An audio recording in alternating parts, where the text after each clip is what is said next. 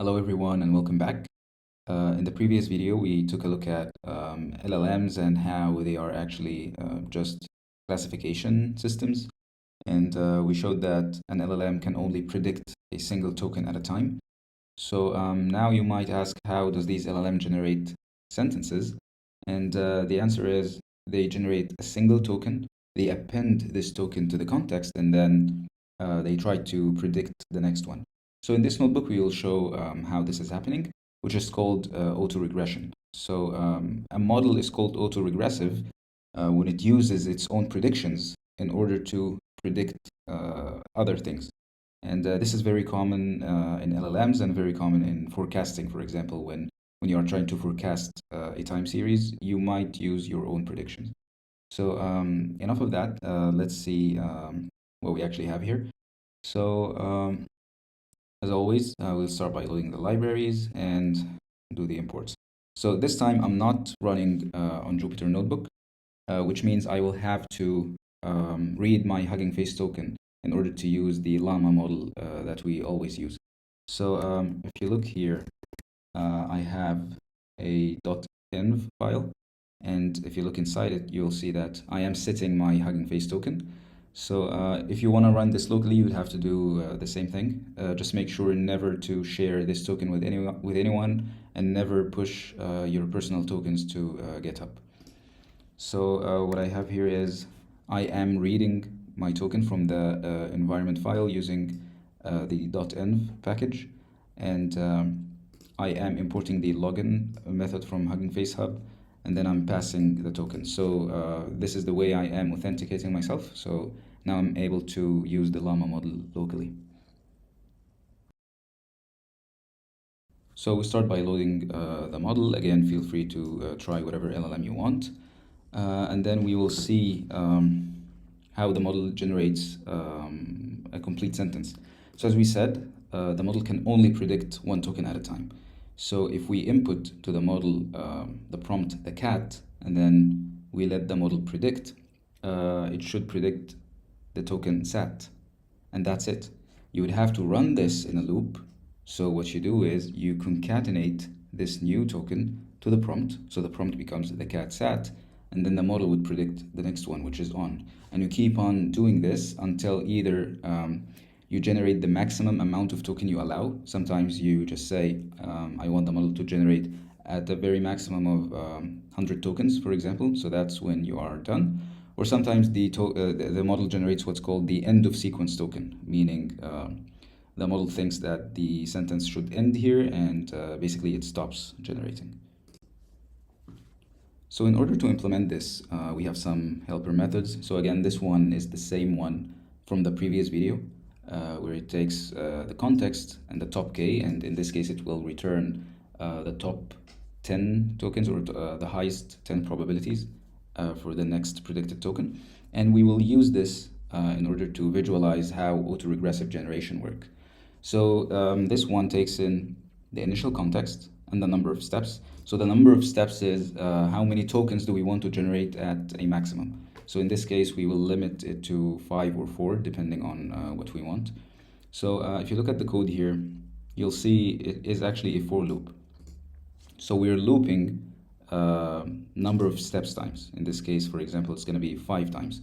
So this means we'll execute the code here 5 times. So what's going to happen is we will take in the context, which might be the cat sat on, for example, and you will generate the tokens, the tokens that the model thinks are the best, and then we will take in the first one, which is the highest probability. This is called greedy decoding, where we just take in the highest probability token, and then what we do with this token is we append it to the context. So for example, each iteration, your context will start growing, and then you keep on looping again and use this context to generate the next token until you run out of steps.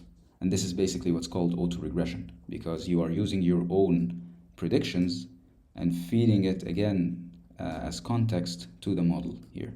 So let's run this and see how it's going to look like. So I'll call the method, and I'm going to give it the cat sat, and I want to generate just 4 tokens. So let's see what happens when we run this. So let me open this file. So here's the output.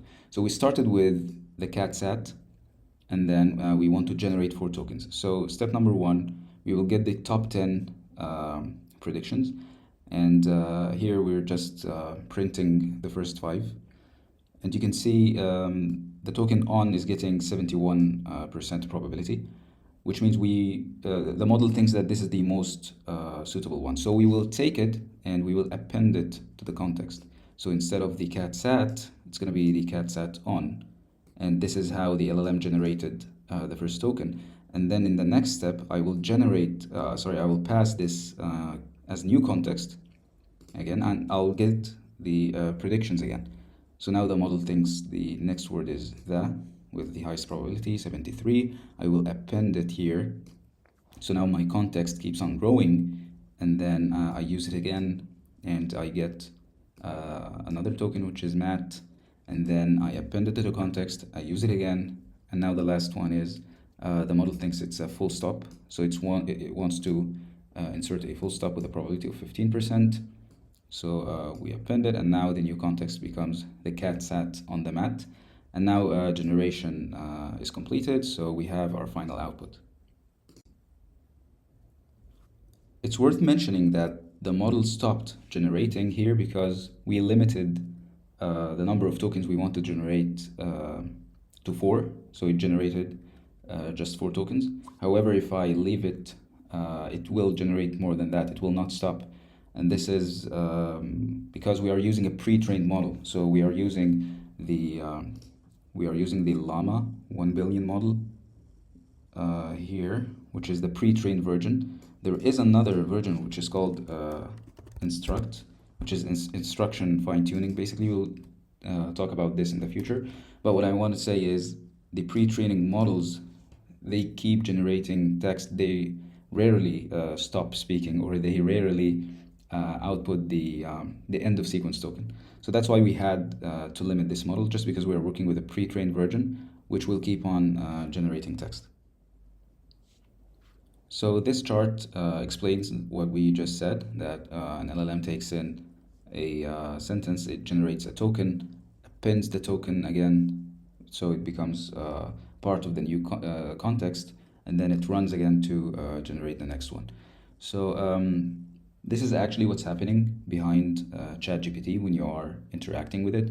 And this shows you that LLMs are not really thinking or really planning at this stage. It's just next token prediction. So every time you think like an LLM is very smart, think about how it actually runs under the hood. So this is it, just next token prediction. It doesn't even have the consciousness of what will I say after saying what I'm about to say.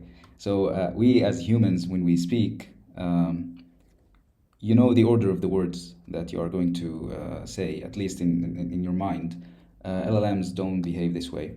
They just compute some probability of some token, and at the time of computing the probability of this token, it does not even know what will come next. So yeah, that's it for this video. I hope you found that useful, and I'll see you in the future.